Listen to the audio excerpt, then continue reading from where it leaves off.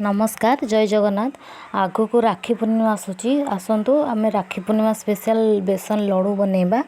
मुझे 500 बेसन नहीं 500 बेसन अल्प अल्प पानी दी गोटे भल बेटर प्रस्तुत करी। ध्यान देवे आपणकर बेटरटा जमी पतला कि मोटा न हो जाए।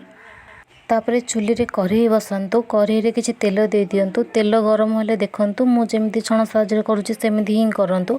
आपण बेटर को बेसी पतला करिवेनी, पतला कले एटा लंबालिया लंबालिया हो जिवो कि बेसी मोटा भी रखिवेनी, मोटा रखले सेटा सहजे गळिवनी। तापर 2 मिनिट पे छाड़ी दियंतु। सेटा भलसे हेई आसले तेबेले कलरटा चेंज ही आसीबो। तापर आपण ताको छाणी दियंतु अलगा एक पात्र को। तापर यही प्रोसेस रे बाकी थिबा बेटर को एमती ही करंतु। तापर लास्ट को बड़ी थिबा किछि बेसन रे मु किछि फूड कलर मिसई देछि जेमती कि एटा आखि भल सुंदर देखा जिवो।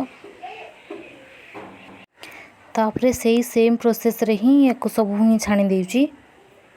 देखंतु केते सुंदर देखा होछि छणाला परे 2 प्रकार कलर आसुछि। आखि देखिबो कि बहुत सुंदर देखा जाउछि देखंतु। तापर एबे प्रस्तुत करिबा सीरा। अलग एक कढ़ई मुझे किसी पानी दे देछि सेथरे दे देछि चीनी दे देछि 500 ग्राम बेसन ना तो तार 1.5 गुणा दे देछि चीनी। तापर ताको फुटिबा को छाड़ी दियंतु। से जेतेबेले फुटिकी हाथ गोटे अठालिया अठालिया लागिबो तापर छणा ही रहित बेसन को दे दियंतु। तापर ताको भलसे गोलांतु। तापर किछि समय पर सेथरे दे दियंतु गुजराती।